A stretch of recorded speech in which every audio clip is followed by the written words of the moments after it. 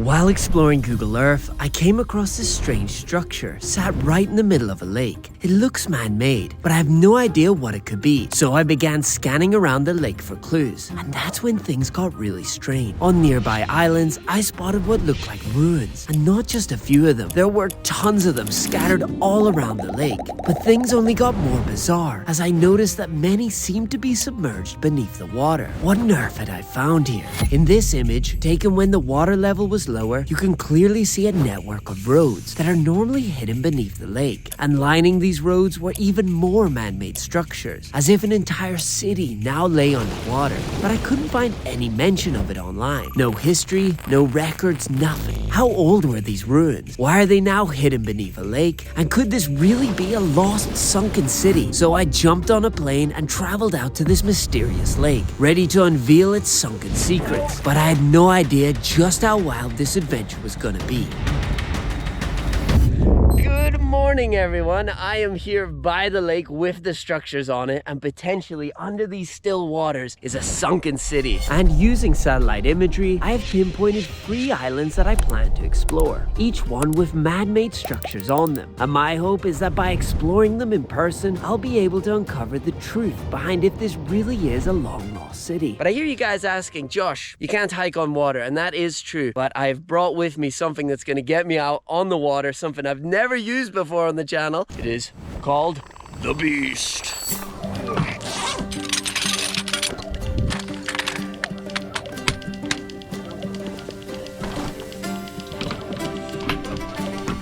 With the track kayak ready, it was now time to hit the water and begin the adventure. But there was still one big problem. I'd never been in a sea kayak before. This is the moment of truth. Do I tip in right at the start, or do we stay dry?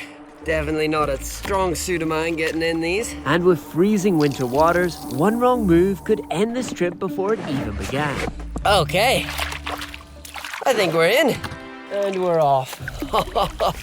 Now for this adventure, I had no map with me. So my first goal was to reach this small rocky outcrop where I could get a vantage point over the lake and see exactly where the islands and their mysterious ruins were hiding. Oh my goodness, this is very exciting.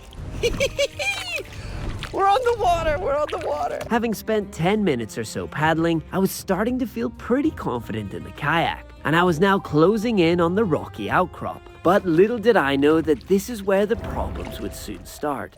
This is the first beach landing I've done on this thing. Let's hope it goes smooth. We're coming in hot. Oh, like an expert kayaker from the Olympics, if I do say so myself. Oh, and I'm out. All right. Left the sea kayak, we are on our first island. Let's get the high ground and see if we can see any structures. But this is where things took a worrying turn. From the vantage point, I couldn't see any man-made structures at all. There should have been tons of them, but from here, I couldn't see any. Still hoping to spot something, I decided to launch the drone and scout the area from above. Let's see if we can see any structures. I cannot see anything. But that's when I ran into another problem. Well, I just lost connection. That's not good. I just lost connection to the drone. Okay, come back to me, drone. That's not good. Return. Oh, there he is. There's the drone. Since the drone wasn't very helpful, time to get back on the kayak and just head deeper into the lake and just hope we come across stuff. But first, I'd need to get back in my kayak without tipping it. No. Oh, that was a close call. Back on the water, I had no idea where Island 1 even was, or if it and the structure on it were still above the water. So I decided to just paddle towards the closest island, hoping that from there I might be able to see where it was. But as I landed, I was about to get a surprise I definitely wasn't expecting. Oh, wait a minute. Look at this. Oh, this is like a big ring of rocks stacked up on each other. I think this is the circular structure that I found.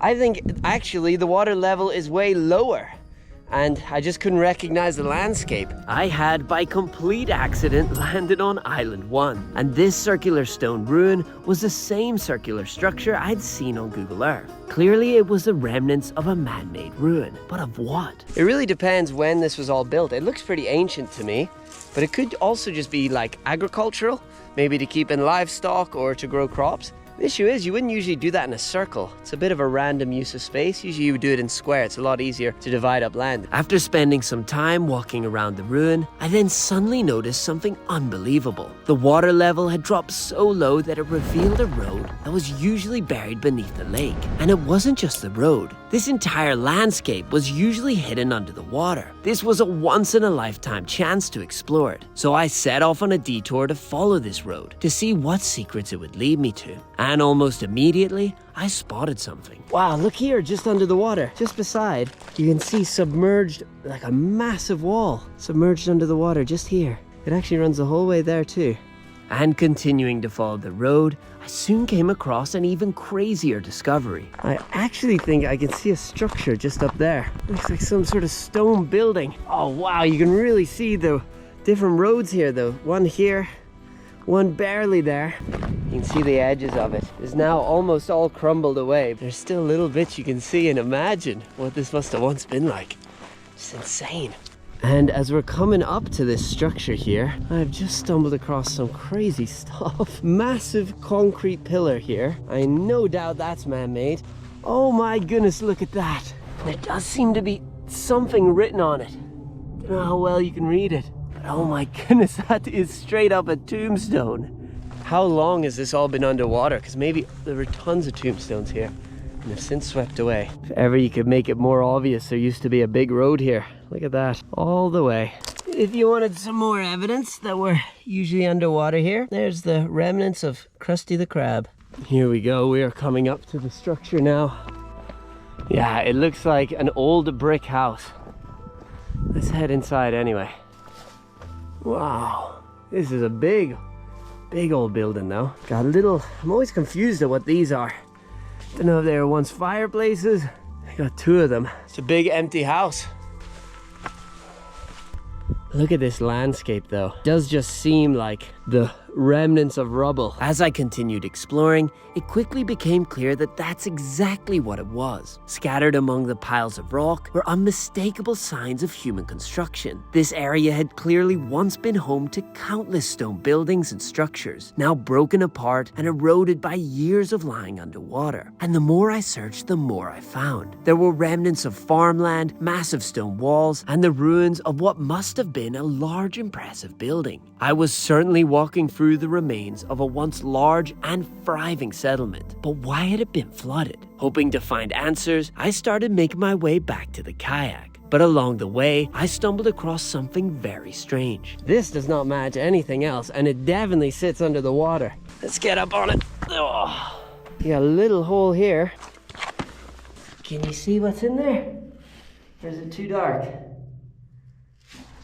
That doesn't make any sense. That doesn't match up with anything else we've seen. It looks far newer. What a mysterious lake we found. Now, the question is, have I got any better at getting in the kayak? And the answer is... slightly. Back on the kayak, it was time to head to Island 2, an island that from satellite images appeared to be covered in man-made structures. Now the exciting thing about this island is it should always be above water, even at high tide. And so anything on it shouldn't be swept away. So I think this will be our first good chance of finding some actual clues. We just gotta find a good way to get onto it. And this would prove far harder than I expected. Oh, I am so bad at this. Give me my paddle. Epic adventures with Josh. Can I get out of the kayak? Tune in next week to find out. We did it. Alrighty, we have reached land. Let's go explore this island. The first thing I've noticed right away before we even go on the main island is here you can see definitely the sunken remains of a wall. So I reckon up there we're gonna find some more, because where that tree line is always above water. Everything else is usually under it. So finding a trail through it might be difficult, but maybe this is one here. Looks sort of like a trail. Just came from there. Found this trail. Ignore me saying there'll be no trail, there obviously is.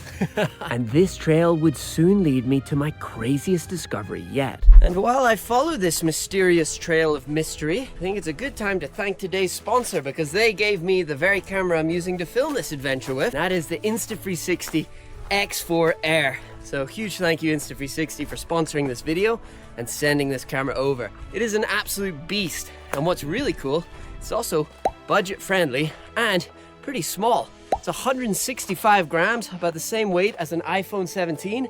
But you can film an 8K 360, which is super handy.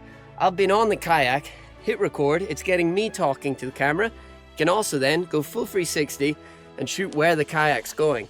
That is usually the job of two cameras. The other cool thing is I am currently using a selfie stick right now, and it actually gets rid of it. So you can do like drone-like shots like this. It looks like right now, there's a drone following me. It is waterproof, rugged, replaceable lens, so if anything happens while out in adventures, this thing can handle it. If you're interested at all in checking out the Insta360 X4 Air, head to the link in the descriptions or in the pinned comments.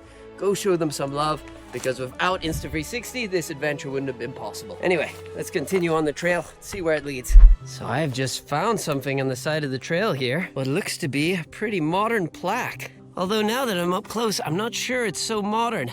I cannot make this out at all. That almost looks like a date. 1, 9, maybe a 4 and a 3. I can't make out this one. But as I continued exploring the island, I soon stumbled across something even crazier. Whoa, whoa, whoa. Look at this. We have just come into a massive structure. Look at this. Whoa. Anything inside? Got writing on the wall there. Oh, this is cool. Cause this hasn't been underwater, so much more remains. You got this bit here, and then you got this huge building here. Let's head up into it. Let's go explore.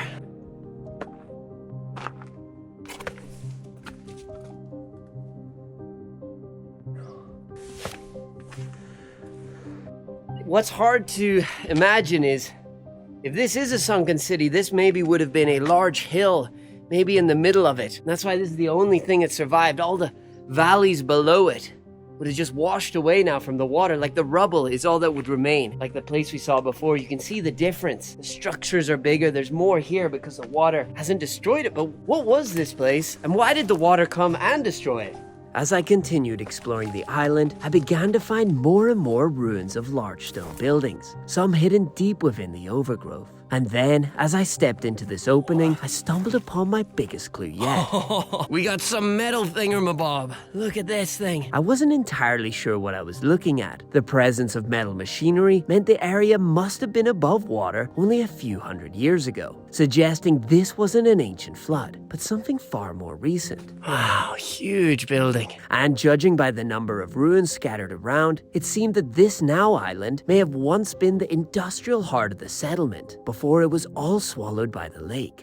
Just down from this big one, down here, which would usually be underwater, I can see one more structure to check out. Look at these big footprints. They're definitely not human. I think it's a horse. It looks like a hoof or a cow. But all this is normally underwater, and you can tell the ruins just look different. The water is so low right now. You can tell again by all this sort of seaweed growing on it that's now dried out. This is usually sat underwater. It's amazing so much of it still remains. This looks more like a house, doesn't it? It was now becoming clear that I really was exploring the remains of a sunken city. And thanks to the metal machinery we found, we knew that this place was still above water as recently as the 18th century. But so many questions remained unanswered. Who lived here and why was it flooded? There was still one last chance to uncover the truth. The final island on the lake. It was the largest, the most remote, and our best hope of finding the answers we were searching for. But as I paddled towards it, I suddenly noticed something strange up ahead. Just here, I can see something weird. Some sort of floating building. I'm gonna go check it out. All right, we are coming up to it now. Definitely a little floating house. That is super cool. So I think this would be for, whoa, don't wanna fall in. I think that would be for fishing. And so you would chill out there, avoid the rain like I'm in right now, and fish. Pretty cool, I've never seen one of those before. But with the rain getting heavier, I was now in a race against time to reach the island before weather conditions got too bad. Sure ho! Feel like I got something pirates say. We are now on our final island. This is the biggest and the most remote. Say bye-bye to the kayak. Let's start exploring this island for clues. The plan now was to hike around the coast to reach the ruins clearly visible from Google Earth. But as I made my way along the rocky shoreline, I soon came across a creepy discovery. Whoa, wait, what is this? Okay, we got some bones. Some pretty big looking bones too, look at this. Another bone here. I hope those aren't human. More likely it's some poor animal that got washed up here. This island's pretty creepy. And the discoveries didn't stop there. A small opening in the forest then caught my eye. It looked like the remnants of an old path heading inland. So I decided to follow it, hoping it might lead me to the ruins I was searching for. Definitely seems like an old trail. And actually more sort of man-made mounds of rock here. And as I pushed deeper into the dense forest, I eventually came across something. It was an old moss-covered wall, almost completely reclaimed by nature. But beyond that and an old shoe, there wasn't much else to find. So I made my way back to the coastline and continued the hike around the island. Oh, I can see structures. They're hidden around this side. Just there, if you can see it. Not easy to hike on these rocks, but we're getting there. Look here, I actually think this is an old pathway. Look, you can see the stones stacked on top. It's just corroded away that way, but you can still kind of tell along the side here. Look at this. And following this old pathway, it soon led me to the ruins I've been searching for. And you've got this wall as well. You can almost imagine a road going this way. Has been since swept away. Wow, it's a sturdy built building, isn't it? Nothing inside, unfortunately. Although I'm obviously not the only one who's come and visited here. Someone's put these X's of wood on the windows. Perhaps that's to help them stop collapsing or tell people to stay out. Continuing to look around, I then came across some more smaller ruins, which helped reveal the backstory of what this place once was. You got what looks like a trough. You got a big, empty, what maybe was once a field for growing crops. Having now explored most of the lake and all the islands on my list, it was time to head back home. Armed with the clues I'd uncovered, I could finally dive into deeper research to see if I could uncover the true story behind this mysterious lake and its sunken structures. So I've just now been delving in a bit more into the history of this lake, using the footage that I captured of the ruins, especially the tombstone, to find some more evidence and try and unveil the mystery as to why on earth there's a bunch of ruins submerged underwater normally. The answer is pretty wild, and I actually think we were pretty close to the sunken city thing. The answer lies in that there didn't actually used to be a lake there, which is pretty crazy. That lake did not exist. About 500 years ago, it was once an ancient town in the heart of a remote valley in the middle of the mountains with a small river running through the middle of it. And it was occupied for almost 500 years, up until the 1960s, when the Yugoslav government realized it would be the perfect site for hydropower. And so what they did is they built this huge dam, which you can see at the start of my adventure. That huge dam, that was built in the 1960s, 1970s. And what that did, that caused this lake to be created, and it flooded the entire ancient town. Everyone was evacuated to a nearby village, and so the remnants we see now is of that old town. It was basically destroyed in the process of creating hydroelectric power for the Yugoslav government. Back in the day, that was just a remote valley with a small river in it, and it was turned into a man-made lake. All the ruins were destroyed because of it, except for one building. There was one ancient church that was built right at the start of the founding of the town. So it's 500 years old. They did not destroy that church, which is great. They moved it brick by brick to another location, which is about an hour's drive away in the remote mountains. I don't know why they moved it all the way there. They could have moved it a little bit to just the shore. They moved it almost an hour away. And I actually went to see this church in person, and it is enormous. The bricks are huge. There's graves dating back to before the lake would have been flooded, before the lake would have even been made. So it's pretty wild. It's not exactly a sunken city, but it is a sunken ancient town. Pretty wild story. And so what we explored was, the crumbled remnants of it. Hundreds of people would have called this once remote valley home. But yeah, guys, I really hope you enjoyed this adventure. I hope the mystery was worth the wait. I think it was. I thought it was super cool. I hope you liked the kayaking. Let me know in the comments below if you did. And again, a huge thank you to Insta360 for sending me the Insta360 X4 Air. If you're interested in checking out the camera, head to the link in the description or the comments below. Thank you guys so much for watching. I'll see you in the next adventure. Bye!